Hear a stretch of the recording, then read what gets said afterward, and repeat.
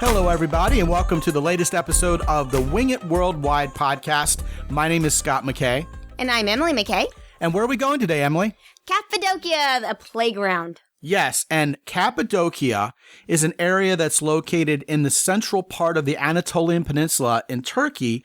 And what amazes me about Cappadocia, Emily, is that it is so beautiful and so unique in all the world, yet so few people in the Western world really know about it. Well, I didn't know about it until recently when we actually saw some documentaries about it.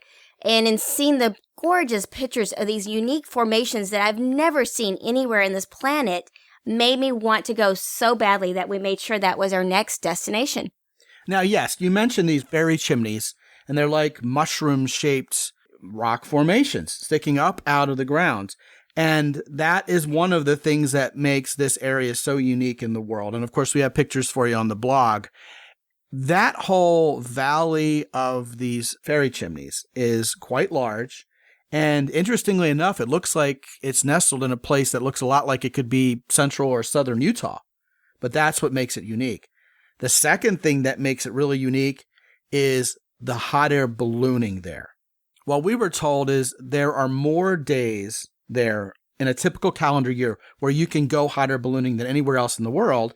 And a couple decades ago, they figured this out, and they've created this thriving industry for tourists such that every morning, 100 balloons or more take off on good days, which are most of the days of the year in Cappadocia. So going hot air ballooning was a must. It was so much so that we wanted to make sure we allowed no room for error here. Yes. So we gave ourselves a few days there in Cappadocia. We couldn't wait to do the hot air ballooning. That was the highlight of our trip, and the kids couldn't wait to do it either. And we're glad we did because it was amazing to go up in the air and look down in a different view other than in the car.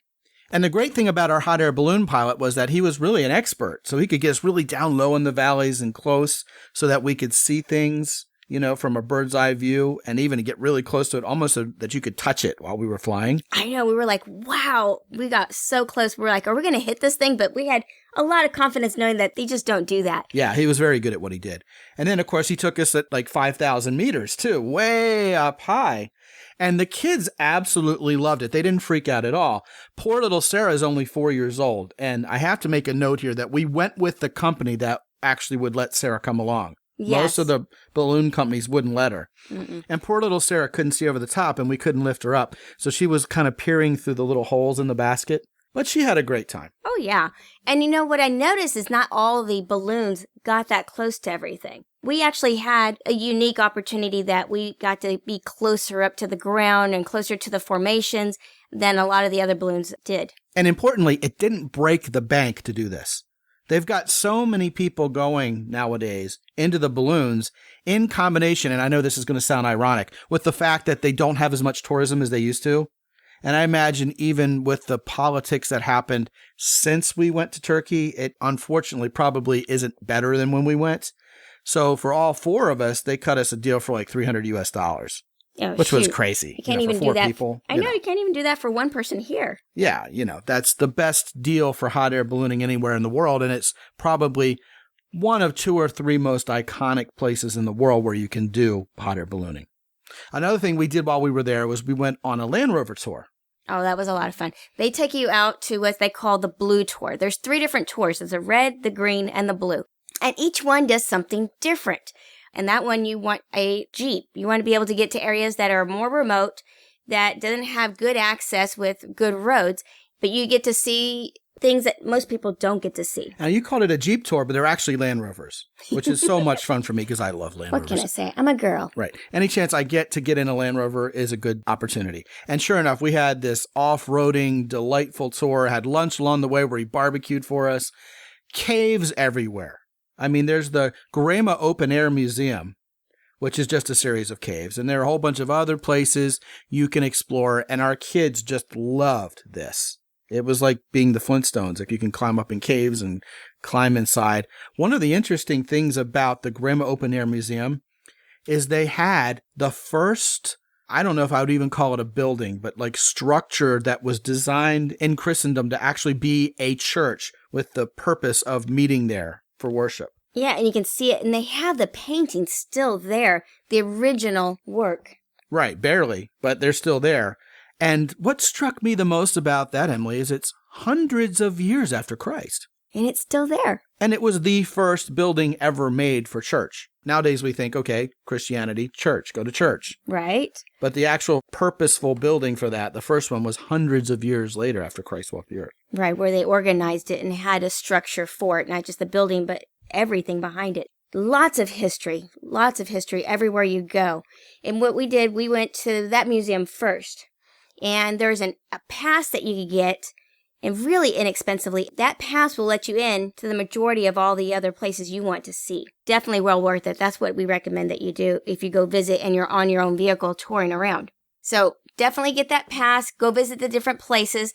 The difference between this museum and most museums is this one you get to touch and play and climb, unlike a stagnant museum where you don't get to touch anything. You just get to stare at it. Now, another thing that was wonderful about Cappadocia was the food. Oh. Everything in Turkey is just delicious. Well, notwithstanding the Chinese food. I'd probably skip Turkish Chinese food if I had a chance to do it over again. But I'll never forget, we got there by night on an airline called Atlas Global, by the way, which we flew from Istanbul to Kayseri, which is probably one of the two airports that's nearest to Garema. You're going to be looking at a shuttle bus ride no matter what. And they charged us $65 for all four of us with luggage, and they fed us. Now, I don't know, your mileage may vary, literally, but that was crazy. It was a no-brainer. It was the cheapest way to get there. And they have chefs on Turkish planes, like guys with chef hats.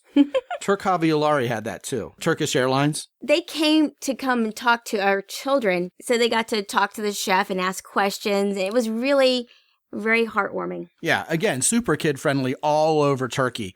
And we got there by night. We arrived at our cave hotel. We stayed at a cave hotel. Yeah. And we actually stayed in a cave, which was really cool. I mean, what else when you're in a place like Garema? Right. So it was dark, and we woke up so excited. You know, we were exhausted because this trip was like 40 hours, but we still woke up the next morning so excited because we wanted to see this place in the daylight and say, okay, did the pictures do it justice? Which it did not. Did the balloons pop up? No, the balloons weren't out that morning. But the breakfast at the top of the hotel with that vista of town below was just absolutely spectacular. I mean, they have the most fresh tomatoes and olives. The olives are just absolutely amazing. And the tomatoes, oh, yeah. And the honey. Oh, the best. And the apple tea. Oh, yes, that's right. Don't forget that. I mean, the tea over there just combined to make the most wonderful open-air breakfast, rivaling anything you would ever get in Greece or whatever. And here you were in central Turkey. Just fantastic. And my favorite, breakfast. You can't do that wrong. That has to be done right. And it was done right. Now, another thing I'm going to say about going to Cappadocia is don't be afraid to rent a car. Because that's what you want to do, especially for that red tour that's pretty much in and around Garema. Driving there is no big deal. You know, they're driving with the steering wheel on the left side like you'd see in America. No problem at all. And you can drive and do the red tour. Now, where they have the underground city, oh, there's crickets. Well, we got to finish that thought. You're right. Exactly. I'm not going to leave you hanging there. Yeah, you're still thinking about breakfast. Leaving you hungry. We didn't even get to dinner. My gosh. Oh, no. The kebabs and unbelievable. Now, when you rent the car, you know, you can go to some of these surrounding towns and stop at the pottery places and try your hand at making this wonderful Turkish pottery. It's gorgeous. They let the kids do it and get their hands dirty. Didn't charge us a dime extra. Fed us apple tea. Mm-hmm. Well, I don't know if you feed people tea, right? You gave us some apple tea to drink. Right. Enjoy the pottery that they have there. Beautiful, fantastic artwork. And I can't underscore enough how wonderful and friendly the people are. And you get an education there, too. You get to learn about the different arts and where they come from. It's the Ottoman, or if it's this dynasty or that dynasty, and what the history is fascinating. Yeah, it really is. And that's another reason why you want to rent a car, especially in and around the Garema area. You know, over to the town of Urgup is another place to go. Boy, we ran out of time here. We could go on and on. Let me just finish this part up. The red tour has most of what you want to see. However, the green tour is where you want to go when you want to see the underground city, which is a must. And we went with a tour group to do that. That would have been a little more complicated to drive. But not out of reach, but it was just easier, we thought. Yeah, we thought it'd be easier. We wouldn't have to worry about it, just relax in their truck and just go there. But we could have easily driven it as well. Cappadocia is a wonderful destination, and we hope that you'll get a chance to go and have the kind of adventures we had and maybe even one-up us when you go. If you want to find more on the blog, please visit www.wingitworldwide.com. Sign up for our newsletter where we will send you updates of what's going on. And we don't inundate you with email, don't worry. No. Until we talk to you again next time, my name's Scott McKay. And I'm Emily McKay. Be good out there. And have fun.